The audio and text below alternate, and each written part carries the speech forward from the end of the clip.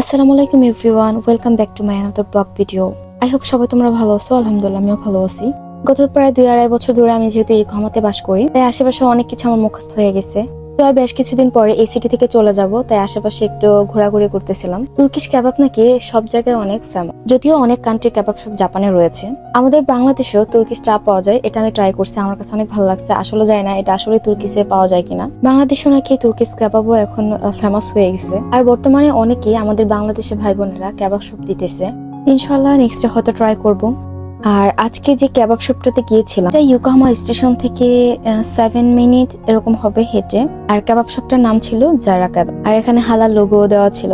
আমরা টোটালি 3টা কাবাব অর্ডার করি, যে আমরা চিকেন কাবাব নিয়ে এন্ড একটা হচ্ছে মিক্স কাবাব। আর সেই মিক্স কাবাবটা আমরা দুজন শেয়ার করে খেয়েছি, অনেক মজার ছিল, অনেক দারুণ ছিল। যারা ইয়োকোহামাতে আসো বা আশেপাশে হালাল কাবাব খুঁজতেছো তারা অবশ্যই এটাতে যাবা, আসলে অনেক মজার ছিল। আর এখানকার যিনি ওনার ছিল উনি খুবই ফ্রেন্ডলি ছিল কাস্টমারদের সাথে। আর ভিডিওটি যদি তোমাদের কাছে ভালো লাগে অবশ্যই লাইক, কমেন্ট এন্ড শেয়ার করতে ভুলবা না। আল্লাহ হাফেজ।